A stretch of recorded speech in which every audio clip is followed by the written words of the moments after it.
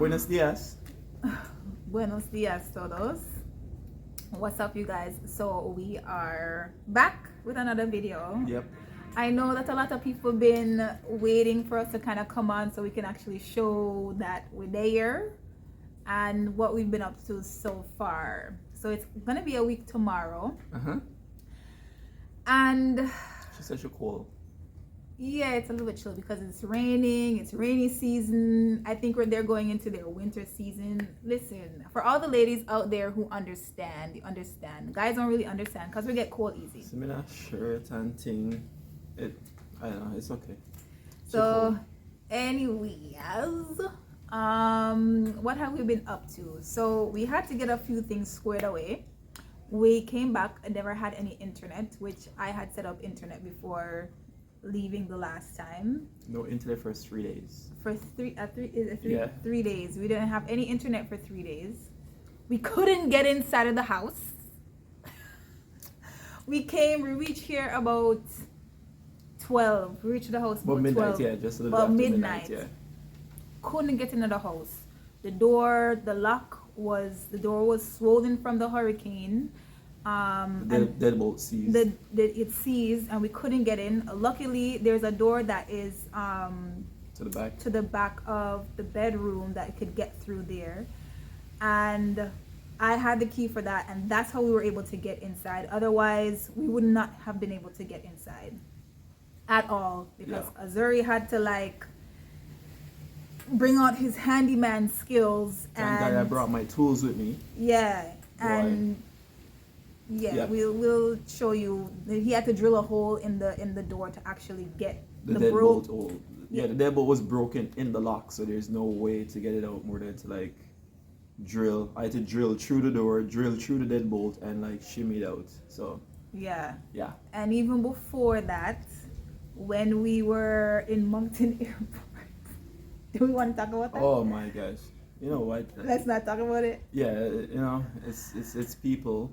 I probably should, just for other people who might be traveling. Yeah. So we're at Moncton Airport, and all of a sudden the receptionist person that's there is going to inform us that we are unable to depart the country unless we book a return ticket because we booked a one-way. So she's like, we need to book a return ticket in the next 15 minutes in order for us to board the flight. 15 minutes, we need to book 4 tickets. And we need to choose a date to come back to Canada. Any date to any country. In 50 minutes. I guess because when you're, I get what, Canadian citizen or a Canadian resident, there needs to be, for Air Canada, there needs to be a return date. So we're they're stuck, not knowing what to do. Then Charlene just mentioned, hey, I've got property there. And then she's going to say to us at that point, why didn't you tell me that? So essentially what she was trying to say is that you can only be in the country for 30 days. And if it is that Air Canada doesn't have something in order for their immigration stating that you're going to be exiting in 30 days, they could get fined. So I said to her, I traveled just a 2 couple months ago. Exactly. And so I said, when did this become a new rule or whatever it is? And she's like, which airline did you travel with? So I told her WestJet and another airline because I had purchased a one-way ticket. And then she said, if they want to run that risk, if they wanted to run the risk, that's on them. And At the end of the day, immigration is immigration, and it's not particular to just one airline, right? So with what's going on, a lot of people are booking tickets one way because the ticket prices fluctuate on the specific date. It's not like back in the day where you could just buy a round trip and it's one cost. Now they're breaking it up with different prices. So a lot of people are doing that, and a lot of people are also traveling to multiple cities to return.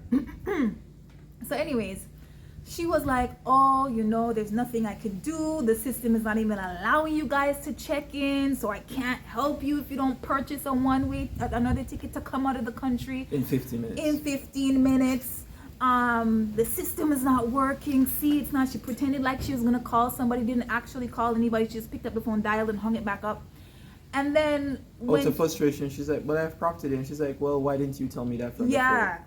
yeah, that, and then all of a sudden the system worked. It worked. There was just a She didn't call anybody. There's a magical you got property Nothing. button. All of a sudden, you got.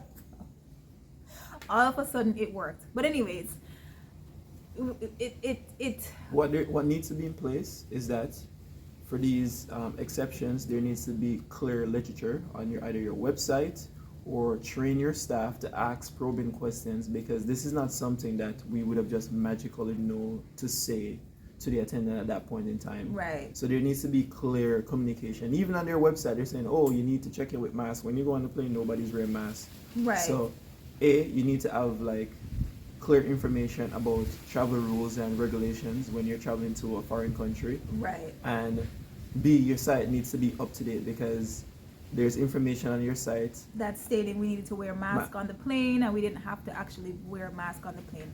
But the whole point is that we would have put ourselves in a position where we're spending money unnecessarily, because for tickets. purchasing 4 tickets and choosing an exit date that's outside of whatever it is, the time frame, because of misinformation. And sometimes it seems nowadays you actually have to be doing the work of other people. Exactly. Because a lot of people are not aware of the actual information, and information is always changing, and people are not up to date. And it's just kind of strange that all of a sudden you are able to now stay in a place because you now have property. So that means that you're contradicting yourself if you're stating that the immigration is saying that you can only stay out for 30 days. Now, I don't know the reason why, but it is what it is. Anyways, let's get back to the fact that we're here. Nonsense. We get into the house. Yeah. And, No internet. we get into the house and no internet, which is fine because it is what it is. Kids them were going a little bit crazy, including him. Because I need to communicate and like. But we went to Claro, which is a service provider for internet and cell phone. So he can get his number and his services. I already had mine. We also went to the grocery store, which is cool, close guys. with this jumbo. It's kind of like a department store here, kind of like I guess you would say like a Walmart. I think that's a step up from Walmart, because their stuff is fresh and nice. And what do you mean a step jumbo. up from? You think so? I think their stuff is more fresh and look. Yeah, Than Walmart? Yeah, their veggies and stuff is way more fresh. There's in jumbo? Yeah. I don't know about that. Well, I guess, but I'm showing you some papaya and some stuff, and you tell me. And he doesn't even like papaya. Some Avocado then, the pear. So yeah, so we went there, and then we started to take a look at some schools. We went to a really nice school. Them price kind of turn up, it's nice, but they offer a lot of things in their program. Swimming program, where they teach the kids how to swim. I think it's French and Spanish that they offer as well. Yes. They have a lot of programs, even after school programs that is included. I think she said it was included in it up to a certain time. for the bilingual school. Bilingual school. Prices, it's all in US, so you gotta like times that by 1.34 for Canadians. Exactly. So it becomes pricey. It becomes very pricey, and if you have more than one child, but the facilities look pretty good. It was immaculate. Good. And then we went to another one. Maggio Multicultural School. Yeah, which is supposed to be it's predominantly in English. Yeah. But they do Spanish 3 times per week. Yeah, they do Spanish, but they don't really have anything to offer. And I think for the price that they're providing, I think it's very overpriced for what they're offering, but it is what it is. If people are looking for a school for kids, that's an option for them. But I guess comparing one to the other, I guess I would want more. They sat in the same price range, and one offer like 10 times more than. They're not the same price range. Or pretty much. Yeah, maybe like $100 and something dollars. Yeah, pretty much. The bilingual one is like $150 maybe. 150, I would say 150, yeah, about 150, But price point, 200. yeah, they're not far off each other Yeah. with price. And then when you're looking at price, one is offering a lot more. A lot more. So it was overpriced for for the offerings. Yeah, exactly. For what's being offered, I think it's overpriced because the other one's not really offering anything at all. Like there's no swimming. It's very, very small, very tiny school. So I was just like, no. Yes, we would like to have them in school, but if it's one's offering way more, then you might as well just go with the other one. Yeah. What else? We went to a Mexican restaurant, which I think you guys seen on one of our shorts. He really wants to see the place a little bit more, which makes sense because you want to find that your sense of excitement. Yeah, it makes sense. So we're taking it day by day. We also went to a Dominican restaurant, which is really good. Yeah, and he tried mofongo. It was mwah.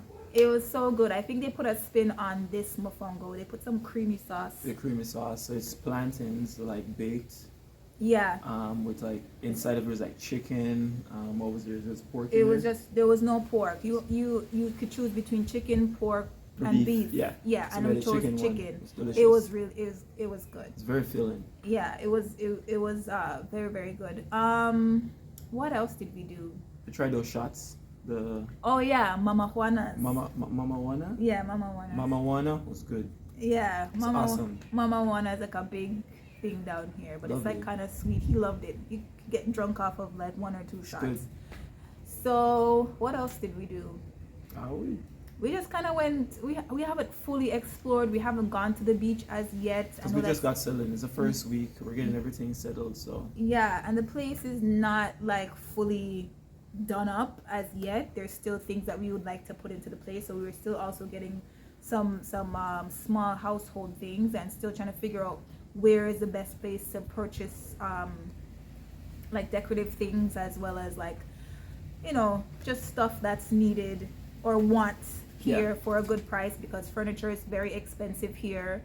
So we're trying to like figure that out, and we're also figuring out what kind of projects we can actually do ourselves because he's Mr. Handyman and very creative. We're very creative people, so we're trying to see what is the best to make it ourselves options to make it like our space. And so far so good, except guys, boy, everyone thinks I am Haitian, so everywhere I go people don't believe that I cannot speak Spanish or French or Creole. They believe I'm from Haiti and I'm here pretending to be a foreigner. I'm a liar.